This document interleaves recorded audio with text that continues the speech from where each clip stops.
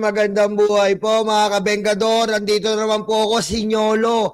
Solo flight po tayo ngayon dahil po si Mike Cervera po ay nasa Kota Kinabaliw at yung dalawa naman po ay nilalagda at tinatrangkaso, alta presyon at mga ano man ang ewan ko sa kanila.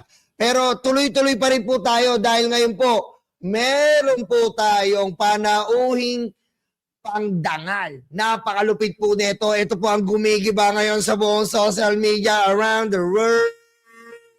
Introducing the kakamping representative, Attorney Jesus Palsis! Wow! Parang boxing Pwede na yung kay Guanzon, di ba? Si Guanzon, meron na siyang boxing gloves. In the left corner. Kakamping, Attorney Palsis in the right corner. Kain suka queen. Roberta Guanzon. Buwagzon! Ayan po kasama po natin ngayon ang pinaka sikat po ngayon sa larangan ng social media, ang talagang relevant na pinagkakatiwalaan, mga sources, mga tweety bird. At ngayon po, nasasangkot po sa isang kontrobersyal na bubutasan ng isang congressman. Ang ating kaibigan na si Jesus Palsis, ngayon si Attorney. Congressman, ano po masasabi? Ay, Congressman. Attorney, ano ba sabi mo dyan? Hala ko nabutasan na nga yung syudad niya, binubutasan pa niya ako. Di ba, butas na butas yung ano niya, gateway niya doon, yung mga baha-baha doon. O yung mga bahay-bahay ng mga kababayan natin sa syudad niya, butas-butas Hindi naman niya napaganda yung buhay nila. Tama. 20 to 30 years na political dynasty. And yet, akong gusto niyang butasan, ayusin niya muna yung butas doon sa syudad niya. Ayan kasi, alam mo, ayun lang ang nakakagulo Di ba? Alam mo, Sir Toby ito lang being fair. Kung ikaw yung ginagawa mo na kung ano-anong ini-expose mo, nakarating ka pa ng Senado, na may marami kayong sinasabi, marami kayong ginagampanan na kung ano-ano sinasabi, pero wala rin naman nangyari. Pero sa mga katulad namin, as Attorney Jesus Palsis, ay binabanatan ng isang congressman. Tama ba yan, Attorney? Ano masabi? Yun talaga tinatawag natin, freedom of speech di ba? Yeah, actually, he's my first. Virgin ako Virgin. He broke the virginity kasi he's the first one to file a cyber libel case against me, sitting congressman siya. Lahat ng mga previous ko, 3 na cyber libel, kinasuhan ako, dismiss. Napadismiss natin yan. Lahat ng mga nagsampa before. Pero hindi kasi sila sitting congressman. So, in fairness kay Kong Toby Chanco, he made me a legit press person. Kasi badge of honor yan magka-libel case from a congressman, president, senator. Yes. Pag kinasuhan ka ng isang politiko, trophy. Yes, pag kinasuhan ka ng politiko, ibig sabihin talagang nakaabot yung sinasabi mo sa kinauukulan. Di parang Yung kinauukulan, binukulan. Nabukol sa salita. Imagine, napaka balat sibuyas just for words. Nagkaso siya. Siya nga, manghang din siya magsalita. Yung sinasabi mo. Di ba? Sa kung ano-ano expose kuno ang sinasabi niya, nakarating pa ng Senado. Ito, ang nakakalungkot, for example, si Kong Toby, kaya niya magsabi ng mga kapwa kongresista niya, nakakuha daw or baka nakakuha ng 150 million last year. Yes. Just to vote for the impeachment. Yes. Sa kanya galing yun, pinagkakalat niya yun, 150 million. Soft and hard projects. Di umano. Kung kaya niyang mang-criticize at kung kaya niya mag-expose ng mga kapwa niyang kongresista, ako ba dahil hindi ako congressman, kakasuhan niya ako ng libel? Siya nga hindi siya kinakasuhan ng libel ng mga kapwa niyang kongresista Diba? So, ang tawag dyan, Nyolo, sa sa freedom of speech, if you can't take the heat, get out of the kitchen. Bakit ka pa pumasok ng kusina? Bakit ka magluluto kung hindi mo naman kaya yung init sa kusina? Di ba? Pag nakikita ka nga daw, napapakante. Nasasaktan ako, baby. Tuwing nakikita ka, napapakanta si Sir Toby. Grabe. Ano ba yun? Si April Boy ba yun? Aegis. Aegis pala. Hindi ko kasi panahon Ko naman, ang sakit naman nun. Pero, attorney pero ako, naniniwala ako kasi sa ako, minsan nga, yung mga content ko, talagang binabase ko sa'yo eh. Kasi, yun ang maganda eh. Hindi yung content na sobrang bias, yung content na mapapaisip ka, ganun kasi yung balance na binibigay mo sa social media eh. Mapapag-isip ka, mapagtatanto mo kung tama o totoo o hindi o mali, di ba?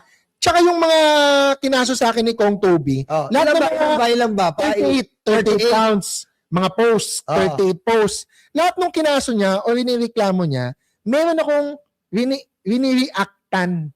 Meron siyang sinabi o meron siyang interview, magpo-post ako. Or may public na balita, may balita, magre-react ako. Yes. So apparently, naiinis siya sa reaction mo. Criticism. No, hindi naman yung reaction. I would agree na siguro nakakasira ng reputasyon niya. Pero ang congressman, wala naman yung karapatan sa reputasyon eh. Tumakbo kang congressman, you are a national public figure. Kung magkomento ang mga tao, ang taong bayan, tungkol sa ginagawa mo as a public official, kung masira or gumanda ang reputasyon mo, ano yun? That comes with the territory. Tama. For example, seaman ka. Pag seaman ka ba, magreklamo ka na naaano ka ng alon? Natatalsikan ka ng tubig dagat? Ng maalat na tubig? Hindi pwede. Tama. Hindi pwede magkiklamo. Trabaho mo yun eh. Yes. Pumasok siya sa trabaho ng pagiging kongresista, lagi siya nagpapa-interview. Yes. Kung saan-saan. Tapos kinikriticize niya yung iba. Yes. Diba? Yun nga yung sinasabi ko. Kahit na si Pangulo eh. Kinukurot, sinusundot-sundot niya yan ha. Although of course, medyo iwas siya na todohin. O todo yung atake niya. Pero sinusundot niya yan, kinukurot niya yan. So, kung kaya niyang i-criticize yung Pangulo, bakit siya? Hindi siya pwedeng i-criticize.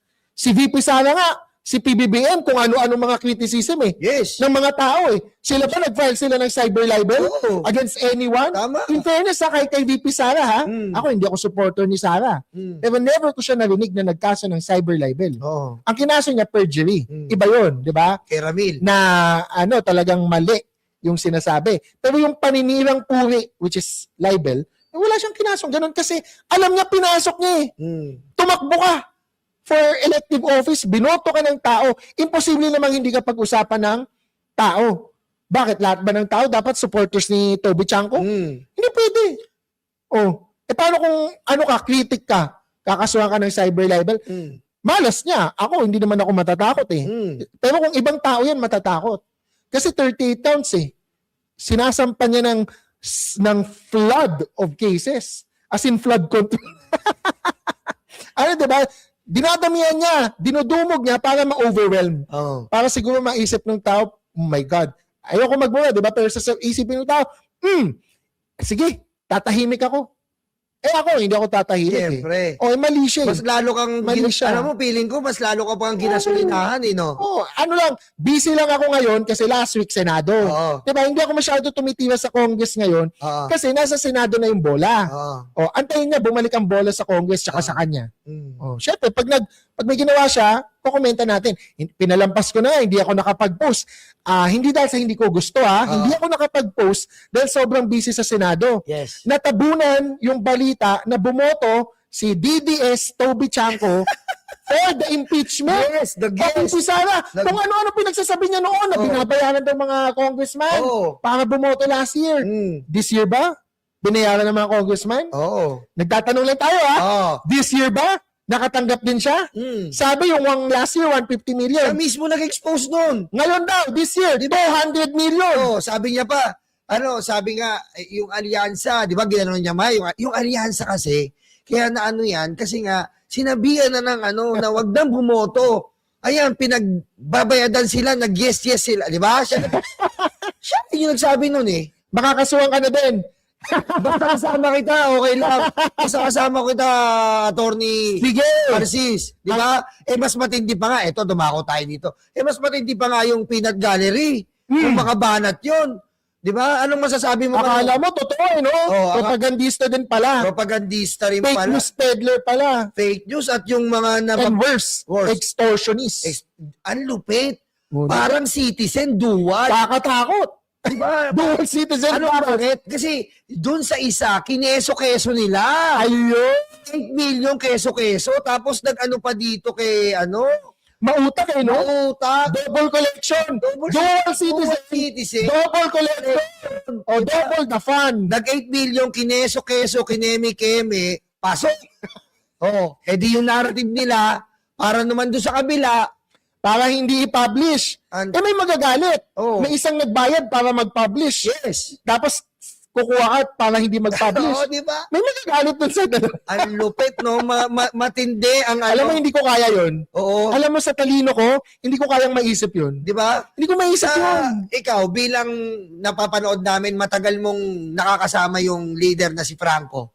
Sa tingin mo, ano bang kapasidad niyan si Franco na kaya niya bang ganyan, umabot sa ganyan level? No. Just to clarify, hindi ko siya matagal na nakasama. Yung mga dati na... Technically, we are acquaintances. Ang acquaintances, ay hindi ko pwedeng masabi at hindi din niya sasabihin na kaibigan niya ako. Kasi hindi kami close eh. Yung nag-share kami ng secrets.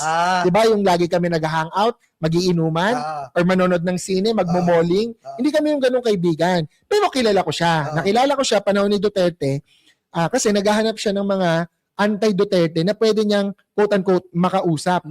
Meron siyang parang podcast or show din nun. 2 versus 2. Franco Mabanta and Mike Acevedo, mga pro-Duterte, tsaka ako and Miguel Sihuco. Although medyo naglaylo na to si Miguel Sihuco. So hindi kami close. Parang ang usapan namin nun, ano lang yun? Para marinig niya yung perspective ng anti-Duterte, ako naman marinig ko yung perspective ng pro-Duterte. So nagde-debate kami na conversation na maayos, hindi yung heated. Ang pwede kong makwento sa'yo, etong PGMN, muntik na ako makasama dyan. Yes. Kasi nga, nakilala niya ako nung panahon ni Duterte, nung binubuo niya yung PGMN, inisip niya, i-invite ako as a founding anchor. Muntik na ako maging si CJ Hero. Ayos. Martin Romualdez. Martin Romualdez. I'm coming for you. Hindi ko makopya ha, kasi kakaiba talaga yung babaeng yun eh. Tsaka mahirap i-copyain yun. Kaya naka-copyright eh. Na-take down yung ano nila, no? Compilation ng mainstream. Best hits compilation. Yun ang mainstream eh. Galing lang ABS, galing lang GMA. Kaya masasabi mo, kumbaga, to cut the story short. Pero to go back, muntik na ako maging founding anchor, pero hindi ko siya tinanggap kasi nga, nakwento ni Franco na ang pwedeng pagkakitaan kung sasali daw ako sa PGMN, maliban doon sa monetization mula sa Facebook or YouTube, which is yun, legit yun ha. Maliban daw doon, pwede ako magkaroon ng commission pag meron akong dadalhing political client at may magbabayad na political client. Butik, parang ano pala, no? So sa akin, delikado yun kasi yung mga post ko, ayoko nagpo-post na parang pwede akong sabihin na wag mong i-post yan kasi bayad ka. Ayoko yun. O i-post mo yan. Controlled ka. Kasi yan ang binayaran ko. Kailangan ito yung sabihin mo. Hindi pwede. Kailangan ko anong totoong opinion ko, yun lang yung pinopost ko talaga.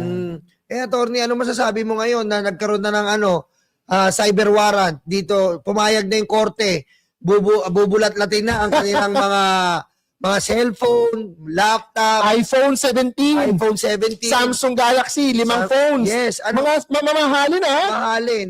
Anong masasabi mo dyan na sa tingin mo, maaari bang sumabog sa taong bayan ang talagang pag-extort di umano nila kay Martin Romualdez? Yun, mapapatunayan o hindi. Inaantay ko. Sige, bumibili ako ng popcorn. Nag-aantay ko eh. Kasi wala pang balita. Ayoko mag-celebrate ng maaga. Pero, nag-grocery na ako. Ng chips, ng popcorn, ng Coke. Pero given the fact kasi, no? The fact na eto kasi ako para sa akin, body cam na yun ng NBI eh. 'Di ba? Body cam na ng NBI. Yung entrapment pa lang, napatunayan na na merong bigayan ng pera. Yes. So, ang pwede na lang palusot ni Franco, bakit siya kumukuha ng pera? At nandun siya. From Martin Romualdez. O yung ahente ni Martin Romualdez. So, yung mga DDS na nagsasabi, yung mga kakamping, yung mga anti-Duterte, bayad ng maleta, bayad ni Zaldico, bayad ni Martin Romualdez. Eto merong DDS. Yes. Na napatunayan kumukuha kay Martin Romualdez. Hindi natin pwede pa sabihin kung extortion or baka meron talaga silang business. Yun ang pwedeng depensa ni Franco. Binabayaran ako dahil meron ako talagang trabahong ginawa para kay Martin Romualdez. Pero ang tanong, nakikipag-trabaho pala siya kay Martin Romualdez, nakipag-negotiate pala siya, di ba? Di ba? Mm. O, so yung maleta, hindi tayo. Mm. O, sila yun. Ang kawawa si Franco, hindi siya dinidepensahan ng mga kapwa DDS. Tatanggol eh. Marcos loyalista daw siya. 6 na buwan lang siya naging social media director ni BBM. Oh, nung vice president. Sinisanti siya. Ang totoo, hindi na siya renew. Kasi hindi natuwa sa trabaho niya si FL at si PBBM. Iba. So 6 months lang siya. Kaya nga eh. Hanggang ngayon, kung makikita mo yung mga posts niya, yung mga galawan niya, pang DDS.